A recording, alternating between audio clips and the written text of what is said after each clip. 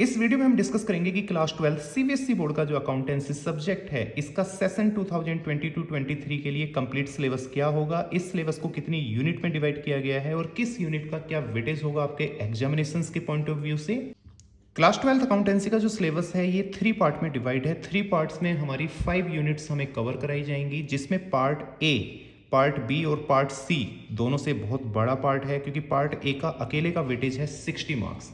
Part A के अंदर हमें 3 यूनिट कवर करनी है 2 वॉल्यूम्स के द्वारा। वॉल्यूम का मतलब है कि मार्केट में हमें जो बुक्स अवेलेबल होंगी वो कुछ इस तरीके से होंगी। अगर हम टी एस ग्रेवाल की बुक परचेज करते हैं, वॉल्यूम 1 एंड वॉल्यूम 2। वॉल्यूम 1 जो है यहाँ पर हमारी 2 यूनिट कवर होती हैं वॉल्यूम 1 के द्वारा, जिसमें पहली यूनिट है accounting for not for profit organisation. मतलब ऐसी ऑर्गेनाइजेशन की अकाउंटिंग हम सीखेंगे, उसका फाइनल अकाउंट बनाना जो कि वेलफेयर के लिए काम करती है, ना कि प्रॉफिट के लिए। और साथ में हमें इस वॉल्यूम के अंदर ये भी सिखाया जाएगा कि अकाउंटिंग फॉर पार्टनरशिप फर्म कैसे तैयार किया जाता है। जब एक से ज़्यादा लोग मिलकर बिजनेस करते हैं और 50 से कम, तो उसको बोलते हैं पार्टनरशिप फर्म। तो पार्टनरशिप फर्म से रिलेटेड क्या फंडामेंटल है, इसमें कैसे पार्टनर्स का एडमिशंस होता है, पार्टनर के रिटायरमेंट के टाइम पे, पार्टनर की डेथ के टाइम पर, या पार्टनरशिप फर्म को हम किस तरीके से फाइनली क्लोज करते हैं, ये सब हमें इस सेकंड यूनिट के अंदर सिखाया जाएगा, जिसका नाम है अकाउंटिंग फॉर पार्टनरशिप फर्म। और इस यूनिट का वेटेज है 30 मार्क्स। और पहली यूनिट जो कि accounting for not for profit organisation है, इसका वेटेज है 10 मार्क्स। तो ये वॉल्यूम 1 जो है हमारा, ये 40 मार्क्स कवर करता है आउट ऑफ 100, जो कि पार्ट ए के अंदर आएगा। इसके बाद अगर हम यहां पर देखते हैं वॉल्यूम 2, तो वॉल्यूम 2 है अकाउंटिंग फॉर कंपनीज। तो यहाँ पे हम कंपनी अकाउंटिंग के बारे में बेसिक बातें सीखेंगे कि कंपनी की जब फाइनेंशियल स्टेटमेंट बनती है तो उसकी बैलेंस शीट किस फॉर्मेट में बनती है, उसका स्टेटमेंट प्रॉफिट एंड लॉस किस तरीके से बनेगा, शेयर्स कैसे इशू होते हैं, डिवेंचर्स के बारे में आपको बताया जाएगा। तो ये जो थर्ड यूनिट है ये अकाउंटिंग फॉर कंपनीज पे बेस है, जो कि वॉल्यूम 2 में कवर। पार्ट ए के बाद आता है पार्ट बी। पार्ट बी का वेटेज है 20 मार्क्स। इसको भी 2 यूनिट में डिवाइड किया गया है, यूनिट 4 एंड यूनिट 5। इसके लिए हमें अलग से बुक परचेज करनी पड़ेगी, क्योंकि पार्ट जो ए था उसमें हमने वॉल्यूम 1 परचेज किया था, उसके बाद फिर हमने वॉल्यूम 2 परचेज किया था सेकेंड बुक, और थर्ड बुक हम परचेज करेंगे पार्ट बी के लिए। इसके अंदर 2 यूनिट हैं जिनको हमें कवर करना है, जिसमें पहली यूनिट है analysis of financial statement. Actual में ये जो बुक है ये कंपनी अकाउंटिंग के ऊपर बेस है। तो कंपनी की जो फाइनेंशियल स्टेटमेंट है उसको कैसे एनालिसिस किया जाता है उसका, वो हम यूनिट 4 में सीखेंगे। और यूनिट 5 में कंपनी का ही कैश फ्लो स्टेटमेंट हम बनाना सीखेंगे। पार्ट बी के बाद आता है पार्ट सी। पार्ट सी जो है इसका वेटेज भी 20 मार्क्स है, और ये एक प्रोजेक्ट टास्क है हमारा। इसमें क्या होता है कि हमारे प्रोजेक्ट को भी 3 पार्ट में डिवाइड किया गया है, जिसमें 20 मार्क्स के हिसाब से प्रोजेक्ट फाइल हमें बनानी है, जिसका 4 मार्क्स हमारा कंसिडर किया जाता है। एक हमारा टेस्ट भी होता है, रिटन टेस्ट प्रोजेक्ट के ऊपर, जिसके हमें 12 मार्क्स दिए जाते हैं। आउट ऑफ 12 हम कितना स्कोर करते हैं वो हमारी परफॉर्मेंस पे डिपेंड करेगा। और हमारा जो टॉपिक है उसी के ऊपर हमारा एक वाइवा भी होगा, जिसका वेटेज है 4 नंबर, 4 मार्क्स। अब ये जो प्रोजेक्ट टास्क है ये बाहर से एक सीबीएसई बोर्ड की रिप्रेजेंटेटिव फैकल्टी आती है, उसके द्वारा कंडक्ट कराया जाता है, और उनको असिस्ट करती है हमारे स्कूल की जो इंटरनल टीचर्स हैं या फैकल्टी हैं वो। और ये दोनों मिलकर आपको एसेस करते हैं और आउट ऑफ 20 आपकी मार्किंग करते हैं। तो अभी तक हमने समझा कि अगर हम 11th में देखते हैं तो 11th में हमने सोल प्रोप्राइटरशिप के बारे में पढ़ा था, एक सिंगल पर्सन कैसे बिजनेस करता है, ये सब हमारा 11th में हो गया था। लेकिन अब 12th में हम पार्टनरशिप फर्म के बारे में भी पढ़ेंगे, 12th में हम कंपनीज के बारे में भी पढ़ेंगे, और कंपनी के एनालिसिस के बारे में भी पढ़ेंगे। तो अगर हम यहाँ पे देखते हैं तो इन दोनों के अलावा हम यहाँ पर नॉट फॉर प्रॉफिट ऑर्गेनाइजेशंस के बारे में भी पढ़ेंगे, ये भी हमें 12th में कवर करना है। तो 12th में हमारा सिलेबस काफ़ी लेंथी हो जाता है एज कंपेयर 11। अब यहाँ पर हम पार्टनरशिप की बात करें तो ये 30 मार्क्स का है, अगर कंपनीज की बात करें तो ये 20 मार्क्स का है, एनालिसिस की अगर हम इसकी बात करें तो ये भी 20 मार्क्स है, और अगर हम नॉट फॉर प्रॉफिट ऑर्गेनाइजेशंस की बात करें तो ये 10 मार्क्स का वेटेज है। तो 30, 10, 40, 40 और ये 20, 60, 80। तो 80 मार्क्स जो है ये हमारा रिटन एग्जाम होगा, फाइनल एग्जाम, और 20 मार्क्स हमारा फाइनली एक प्रोजेक्ट टास्क होगा। कुल मिला के 100 मार्क्स के लिए हमें फाइट करनी है अकाउंटेंसी सब्जेक्ट में 12th क्लास के अंदर। पार्ट ए के अंदर 2 वॉल्यूम है, वॉल्यूम 1 और वॉल्यूम 2। तो वॉल्यूम 1 के अंदर आपका जो पहला जो यूनिट है वो था not for profit organisation, 10 number का। तो एक्चुअल में बच्चों इसका ना हमें नॉट फॉर प्रॉफिट ऑर्गेनाइजेशंस का यहाँ पे फाइनेंशियल स्टेटमेंट बनाना सीखना है सिलेबस के हिसाब से। अब नॉट फॉर प्रॉफिट ऑर्गेनाइजेशंस वो ऑर्गेनाइजेशंस हैं जिनका मोटिव सोसाइटी का वेलफेयर करना है, ना कि सोसाइटी से प्रॉफिट कमाना। तो इसके अंदर हम 3 लेवल में इसको कवर करेंगे, जिसमें फाइनेंशियल स्टेटमेंट में सबसे पहला लेवल होगा रिसिप्ट एंड पेमेंट अकाउंट कैसे बनाया जाता है। अब रिसिप्ट भी 2 तरह की हैं, कैपिटल रिसिप्ट और रेवेन्यू रिसिप्ट। उनको आप सीखेंगे, उनको कैसे आइडेंटिफाई किया जाता है वो मैं भी डिटेल में ज़्यादा नहीं बताऊंगा आपको, जब हम चैप्टर शुरू करेंगे तब हम इसके बारे में बात करेंगे। और उसी तरीके से पेमेंट किस तरीके से हम आइडेंटिफाई करते हैं कि भाई रेवेन्यू पेमेंट है कि ये कैपिटल पेमेंट है। तो कुल मिला के आपको रिसिप्ट एंड पेमेंट अकाउंट सीखना है। और जिन बच्चों ने 11th क्लास में कैश बुक बहुत अच्छे तरीके से किया है, कैश बुक समझिएगा कि उनको 99% रिसिप्ट एंड पेमेंट अकाउंट के बारे में नॉलेज है। ये जब कराया जाएगा तब आप इस चीज़ को फील करेंगे। दूसरे नंबर पे आता है income and expenditure account. Income and expenditure account बिल्कुल लगभग उसी तरीके से बनता है जैसे आप 11th में प्रॉफिट एंड लॉस अकाउंट बनाते थे। बस डिफरेंस इतना है कि वहां पर हम नेट प्रॉफिट नेट लॉस निकालते थे, यहां पर हम प्रॉफिट की जगह बोलेंगे सरप्लस और लॉस की जगह बोलेंगे डेफिसिट। क्यों? क्योंकि प्रॉफिट लॉस हम इसलिए वर्ड यूज नहीं कर सकते क्योंकि ये एनपीओ है, नॉट फॉर प्रॉफिट ऑर्गेनाइजेशन। इसमें प्रॉफिट नहीं निकाला जाता, इसमें सरप्लस या डेफिसिट निकलता है। और उसके बाद बैलेंस शीट बनाना सीखेंगे। बैलेंस शीट भी लगभग उसी तरीके से बनती है जैसे आप वहां पर 11th क्लास में बनाते थे सोल प्रोप्राइटरशिप के केस में। तो कुल मिलाकर जिस बच्चे ने फाइनेंशियल स्टेटमेंट की हुई है 11th क्लास में सोल प्रोप्राइटरशिप के लिए, उसके लिए ये 10 नंबर स्कोर करना बहुत बड़ा चैलेंज नहीं होगा। आगे बढ़ते हैं। 10 नंबर के बाद दूसरा जो टास्क है सेकंड यूनिट, वो है हमारी पार्टनरशिप। तो पार्टनरशिप में हमारे ना कई टॉपिक्स हैं, जैसे कि नंबर 1 है फंडामेंटल। क्योंकि अगर आपको बच्चों पार्टनरशिप सीखनी है तो पार्टनरशिप्स के बेसिक्स आपको सीखने होंगे। तो फंडामेंटल में 9 बेसिक्स हैं। अब ये 9 बेसिक्स क्या हैं ये मैं आपको एक एक करके बता देता हूं, जिसमें जैसे मैंने यहां पे लिखे हुए हैं। सबसे पहले तो आपको पता होना चाहिए कि भाई पार्टनरशिप एक्ट क्या है। उसके बाद यहाँ पे profit and loss appropriation account बनाना सीखना है आपको। जनरली क्या होता है कि पार्टनरशिप में 50 पार्टनर है, मान लीजिए 50 पार्टनर्स। अब फर्म को जो प्रॉफिट हुआ वो तो एक ही प्रॉफिट होगा ना। अब किस पार्टनर को कितना प्रॉफिट मिलना चाहिए ये कैसे डिसाइड होगा, तो उसके लिए हम यहाँ पे बनाना सीखते हैं profit and loss appropriation account. इसके बाद पार्टनर्स कैपिटल अकाउंट हम सीखेंगे कि भाई किस पार्टनर्स के, जैसे बहुत सारे पार्टनर्स हैं तो उनका सबका कैपिटल अकाउंट कंबाइंडली हम बनाते हैं। तो कंबाइंडली कैसे, किस फॉर्मेट में हम पार्टनर्स का कैपिटल अकाउंट बनाएंगे ये सीखने वाले हैं। इसमें भी 2 डिटेल्स हैं कि भाई एक फिक्स्ड कैपिटल अकाउंट होता है, एक फ्लैक्चुएटिंग। तो वो अभी हम डिस्कस नहीं करेंगे, बस आपको दिमाग में इतना होना चाहिए कि हाँ पार्टनर्स का कैपिटल अकाउंट सीखना है, जिसको फिक्स्ड कैपिटल अकाउंट और फ्लैक्चुएटिंग कैपिटल अकाउंट की फॉर्म में हम सीखने वाले हैं। इसके बाद इंटरेस्ट ऑन ड्रॉइंग। अगर कोई पार्टनर फर्म से पैसा ले लेता है तो वो फर्म को इंटरेस्ट किस तरीके से वापस करेगा, किस तरीके से उस इंटरेस्ट की वैल्यू को हम कैलकुलेट करेंगे, ये सीखेंगे आप। फिर इंटरेस्ट ऑन पार्टनर्स कैपिटल। इसका मतलब ये हुआ कि अगर पार्टनर फर्म में पैसा लगाता है तो फर्म फिर पार्टनर को उसकी लगाई हुई कैपिटल पर, उसके लगाए हुए पैसे पर किस तरीके से इंटरेस्ट कैलकुलेट करके उसको देती है। सैलरी एंड कमीशन कैसे पार्टनर का निकाला जाता है, या इंटरेस्ट ऑन पार्टनर्स लोन। अगर पार्टनर फर्म को हेल्प करता है, लोन देता है, तो फर्म फिर पार्टनर को कितना % लोन देगी उसको कैसे कैलकुलेट करेंगे। उसके अलावा है पास्ट एडजस्टमेंट। पास्ट एडजस्टमेंट एक बहुत ही अच्छा और बड़ा टॉपिक है पहले फंडामेंटल चैप्टर के अंदर। इसमें क्या होता है कि भाई जैसे मान लो कुछ गलतियां हो जाती हैं प्रीवियस ईयर्स में, और वो गलतियां हमें जब हम क्लोजिंग करते हैं तब पता चलती हैं, तो उन गलतियों को हम कैसे रेक्टिफाई करते हैं, उन एरर्स को कैसे रेक्टिफाई करते हैं, तो ये हम पास्ट एडजस्टमेंट में सीखेंगे।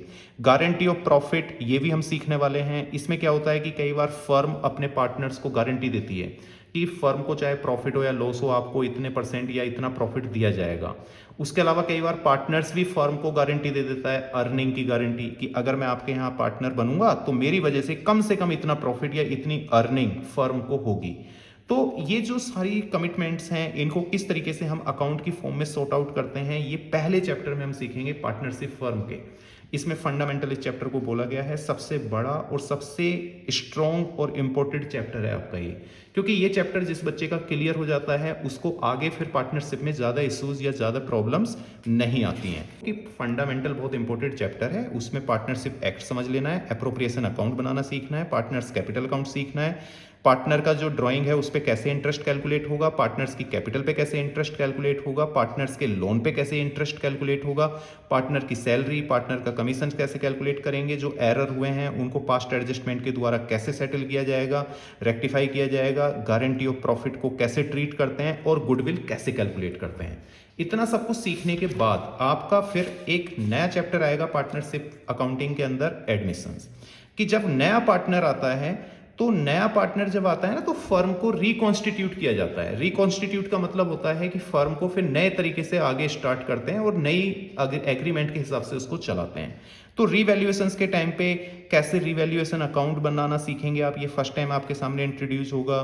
किस तरीके से हम जो पुराने रिजर्व्स हैं, एक्युमुलेटेड प्रॉफिट या लॉसेज हैं, उनको सेटल्ड करेंगे और किस तरीके से आने वाले पार्टनर के हिसाब से बाकी पार्टनर्स की जो कैपिटल है उनको एडजस्ट करेंगे, या नया प्रॉफिट शेयरिंग रेशियो नए पार्टनर के आने के बाद किस तरीके से हम निकालेंगे।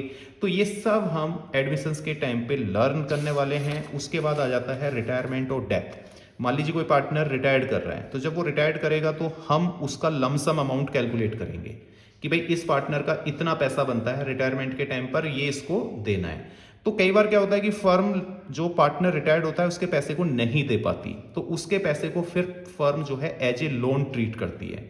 तो उस लोन को सेटल्ड करने के लिए फिर हम इंस्टॉलमेंट बनाते हैं पार्टनर के साथ, उसके ऊपर कुछ इंटरेस्ट भी कैलकुलेट किया जाता है। तो ये सब जो कैलकुलेशंस हैं ये हम सीखने वाले हैं पार्टनर्स के रिटायरमेंट के टाइम पर। ये भी अपने आप में एक चैप्टर है। अकाउंटिंग फॉर पार्टनरशिप फर्म के अंदर लास्ट चैप्टर आता है dissolution of partnership firm. Dissolution of partnership firm का मतलब होता है एंड ऑफ द बिजनेस। तो यहाँ पे आपको 3 अकाउंट बनाने सीखने हैं, realisation account, partners capital account और बैंक अकाउंट। पार्ट ए के अंदर अब वॉल्यूम 2 का नंबर आता है। जैसे ही हम वॉल्यूम 1 कंप्लीट करते हैं जिसमें हमने नॉट फॉर प्रॉफिट ऑर्गेनाइजेशन और पार्टनरशिप फर्म को अच्छे तरीके से स्टडी किया, तो फिर हम वॉल्यूम 2 स्टार्ट करते हैं। वॉल्यूम 2 में जैसे कि मैंने आपको बताया था अकाउंटिंग फॉर कंपनीज, कंपनी का अकाउंट आपको यहाँ पे स्टडी करना है। तो अकाउंटिंग फॉर कंपनीज का वेटेज भी 20 मार्क्स है। तो यहाँ पे ना शेयर कैपिटल के बारे में सबसे पहले आपको पढ़ना है, क्योंकि अकाउंटिंग फॉर कंपनीज के अंदर 3 चैप्टर हैं। एक है आपका issue of shares, share company कैसे इशू करती है, दूसरा है इशू ऑफ डिवेंचर्स और तीसरा है रिडेम्पशन ऑफ डिवेंचर्स। डिवेंचर्स को कैसे खत्म किया जाता है और कैसे इशू किया जाता है। तो सबसे पहले अगर हम शेयर कैपिटल की बात करें, ये सबसे बड़ा चैप्टर है। अगर हम देखें 20 मार्क्स तो 12 मार्क्स का ये अकेला चैप्टर है आपका, और 8 मार्क्स जो है वो डिवेंचर के हिस्से में चले जाते हैं। तो यहाँ पे आपको सीखना है कि भाई इशू ऑफ शेयर कैसे किए जाते हैं। ये एक बिल्कुल नई कैलकुलेशन आपके लिए होगी। और जिस बच्चे को जर्नल एंट्री आती है, जैसे मैं आपको ये बुक दिखा रहा हूँ, इस बुक में आप देखेंगे जर्नल एंट्रीज आपको दिख रही होंगी, जर्नल एंट्रीज दिख रही होंगी, जर्नल एंट्रीज दिख रही होंगी। देखो इस बुक को मैंने कई जगह से ओपन किया, लेकिन जहां पर भी मैंने आपको सोल्यूशन दिखाया तो आप जर्नल एंट्री की फॉर्म में ही देख रहे होंगे। तो इसका मतलब समझ सकते हैं कि जर्नल्स कितना स्ट्रांगली आपके लिए यहाँ पे हेल्प करने वाला है।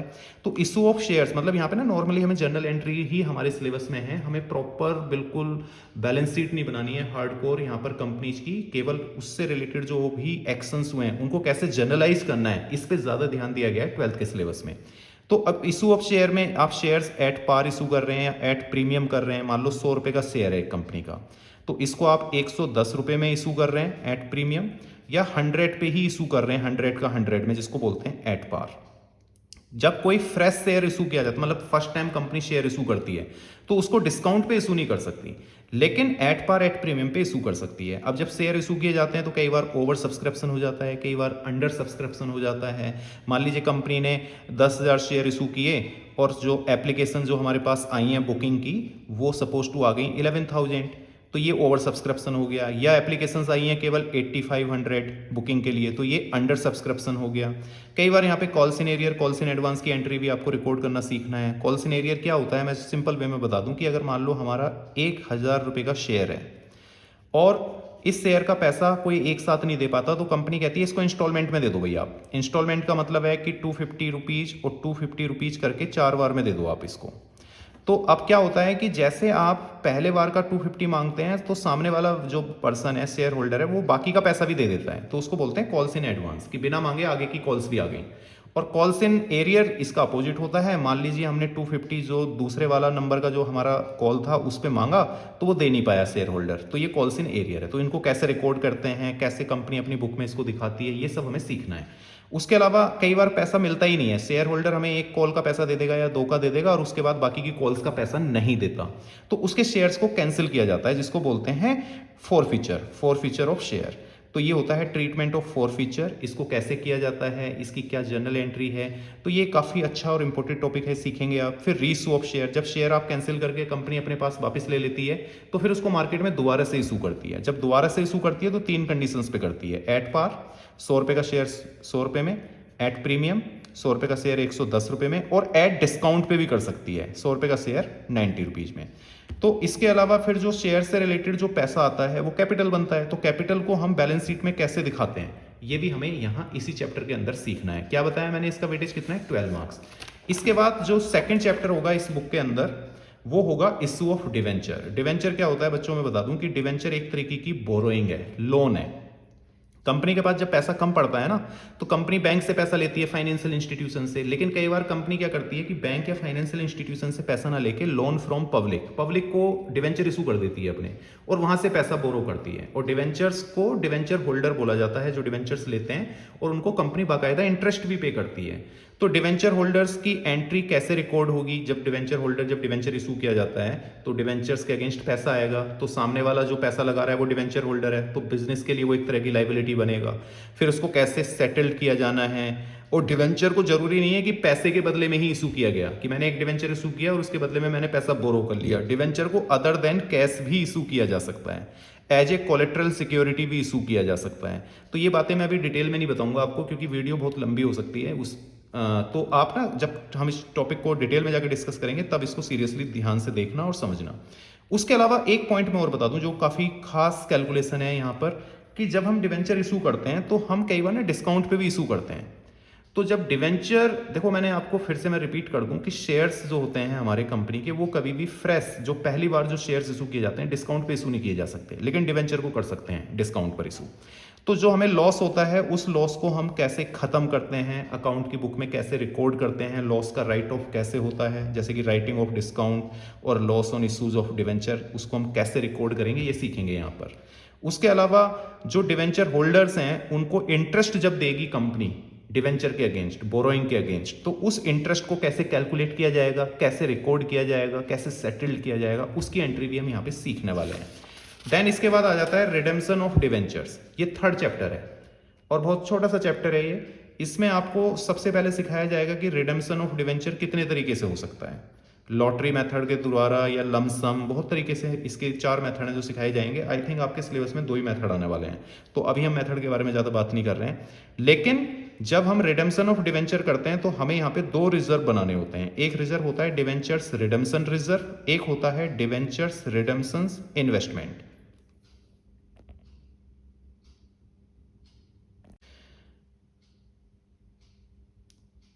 नेक्स्ट चैप्टर है यहाँ पे रिडेम्पशन ऑफ डिवेंचर, जो कि लास्ट चैप्टर है इस बुक का। इसके अंदर जो है हमें ये सीखना है कि जब डिवेंचर्स को कंपनी खत्म करती है, बोरोइंग को खत्म करती है, तो वो कितने मेथड्स के द्वारा उसको खत्म कर सकती है, या उसके अलावा डिवेंचर्स रिडेम्पशन रिजर्व कैसे बनाया जाता है। क्योंकि डिवेंचर्स को जब रिडीम्ड किया जाता है तो 2 लीगल इंपॉर्टेंट प्रोसेस होती हैं। एक होती है डीआरआर क्रिएट करना, जिसको बोलते हैं डिवेंचर्स रिडेम्पशन रिजर्व। इसके प्रोसीजर, इसकी कैलकुलेशंस को आप सीखेंगे आगे।